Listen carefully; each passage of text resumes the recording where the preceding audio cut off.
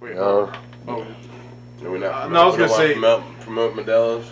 I mean, as long as they give us money, are we rolling? Yeah, we're rolling. All right. Look, in the words of Tech Nine, they're not sponsoring us yet, but we'll take your money. Just Modelos.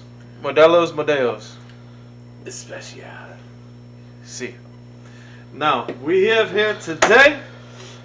You've seen him before. You know him as Herman and Crips the Stalker. Keys Rin, one of our players at the table. So what's up, buddy? So look, you've been at this table for a little bit now as a new player. For those who don't know, we release these on a monthly basis because we also film these on a monthly basis. So there are some gaps in between our episodes. But from like your experience so far, like, how do you feel as a player? I feel like it's an interesting thing to jump in a campaign that's already established. You know, when I came in here first, I came in here as Crimp the Stalker, a little rogue ogre. Was that ogre? Orc. Thank you. Rogue orc. Pretty much akin to like Lord of the Rings, and the way that I kind of got brought in is it was a little bit conflicting for me because I knew there was this like multi-dimensional kind of aspect where I got plugged in and I knew everybody, but nobody knew me. And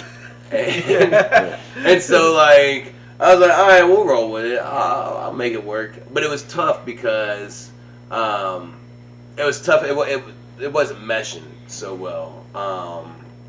Because it was cool coming up with stories of like, oh yeah, remember when we titty fucked Lydia, and then they're like, I don't know, yeah. And then I make a real history. I'm like, yeah, that happened. And it's like, fuck. So yeah, I did that probably a couple episodes, and I had said something out, and I was like, yeah, I think I'm gonna come up with somebody else, just because I feel like if I had a more natural intro where it's like, you know, they just kind of pick me up along the way. If somebody finds me, I run into you, that'll be easier because then I can naturally get to know everybody as opposed to like, you already know everybody. And I'm like, I don't know nobody. I don't know anybody.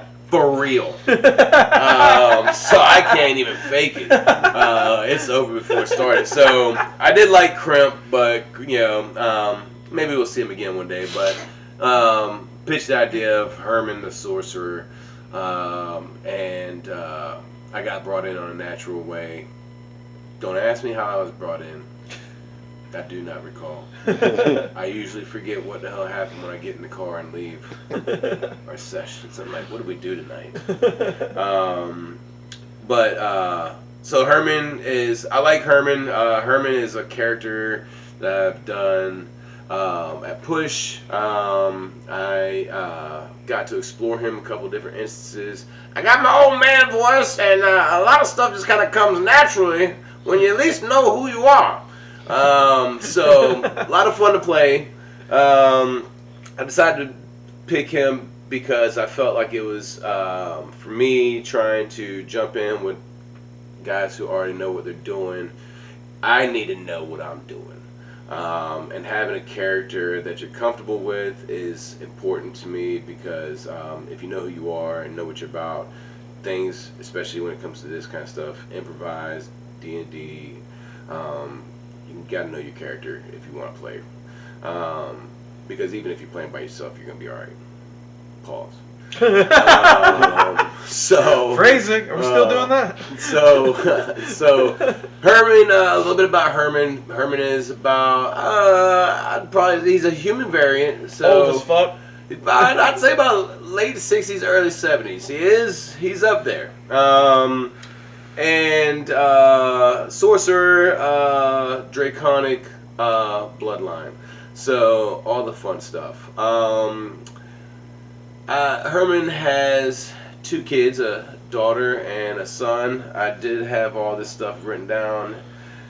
His daughter's name is Alara, and his son's name is Tavern. Alara is a healer. So his wife died. His wife passed away, unfortunately. His daughter became a healer and kind of took on like some of her like the responsibilities of the family after her mother passed. And Theron is a little bit more of a free-spirited traveler, and he kind of appreciates his father in certain regards, and kind of is like really a little bit more like go dad go, where the daughter is a little bit more reserved and kind of like a little bit more protective because he's an elderly man. So with all that said, Herman in his youth, he did his thing. Obviously, as a sorcerer, he's born with his abilities, with a draconic bloodline, kind of combining all those together, you can imagine he's a pretty decent sorcerer.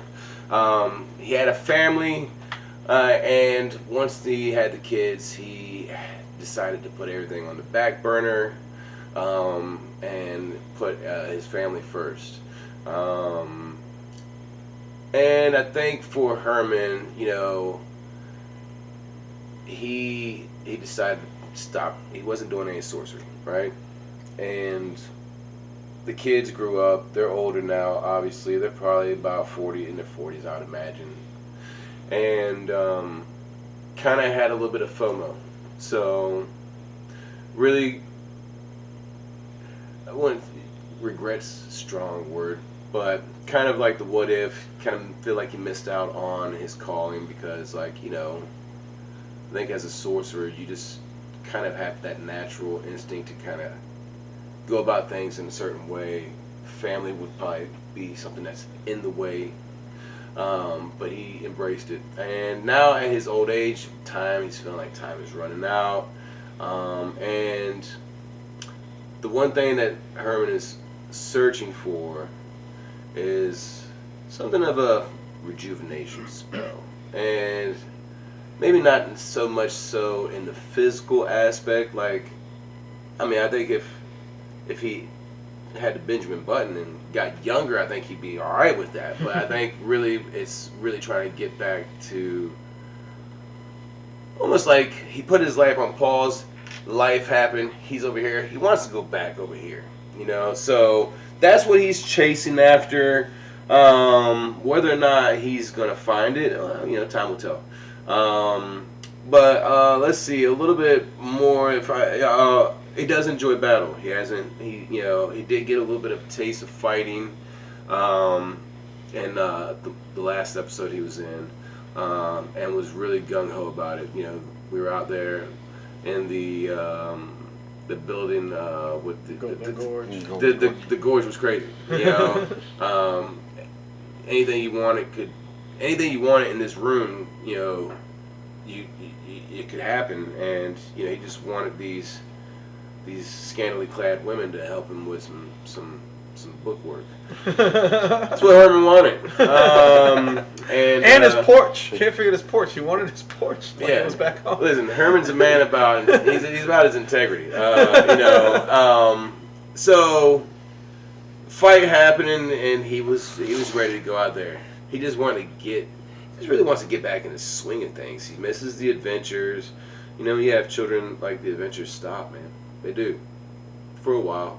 And then you kind of integrate your children into the adventures and you get back into the swing of things, but not quite the same as it was when you were by yourself. Or in his case, with his wife. So, let's see. So, how do you feel like the group dynamic is between you and the other players? How's that meshing for you? So I think with what's his name who sits here? Clark. What's his character's name? Skippy. So Skippy was,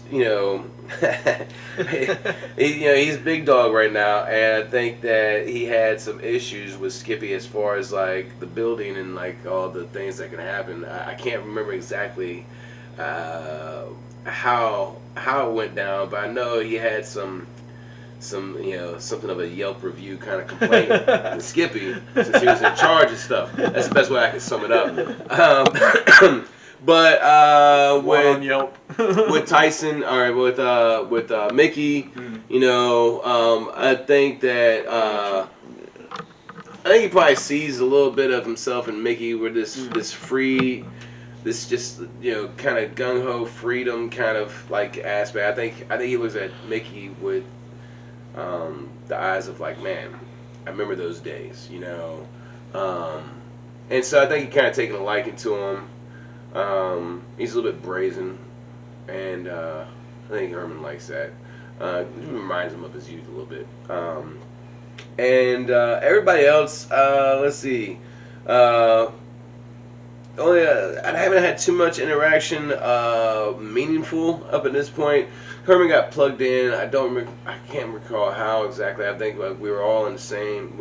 I was in a place where you guys came into or something, and then I was there. And you met up with us after the fight at the wedding reception. Yeah. So like, right, and basically in the safe house, more or less. That's exactly what it was. Like so Herman took it upon himself to kind of like just roll with these guys. I think he just didn't like where he was at that moment, and seeing some action, and he's already kind of in this mindset of like missing his youth, and saw an opportunity to start chasing it. So I think that and then he had an interaction with, he called Borax. I think it was something like that. The wrong name. What's his name? His name's Borax. No, it's Gorax. Yeah. So then we had Borax is a bitch. We had that. He had that moment with Borax. And the beginning of it, we had fun. Mickey fucking Fitz. Did your mama name you that? Your mama named you fucking? Did your mama name you fucking? And then that's kind of like where Herman and Mickey kind of start hitting off. So I think at where he's at right now, he's kind of exactly where I think he really wants to be in his life. A little bit of, it's a breath of fresh air. I think he was stagnant where he was at before you guys came along. Like I said, just saw an opportunity to, I don't know, ride on some coattails, if you will, and just saw some people doing some stuff, and maybe these people will help him try to find what he's searching for, and maybe he never finds it. Maybe he's just gonna be old man forever. Well, not forever. Yeah. A few more years. He dies. Maybe that's what happens. But yeah, I think that he's still got some. There's some people he still hasn't met yet. I think Kyle's character, he hasn't met him, but I think he's gonna fit in well with these guys. Also, just like bringing in something different, having them be a sorcerer. I thought that would be. I think it's nice to have diversity in your table, and not having too many people, playing the same kind of type of characters, type of jobs. So I think he'll be able to bring some good flavor to the battle, and kind of really looking forward to it. So I really like the guy. It's fun to play. He's a goofball, and that fits me really well. All right, last question for me. How do you feel about your dice rolls?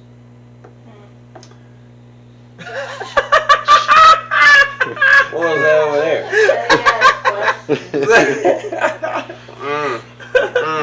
The dice was. Sounds like she watches the show.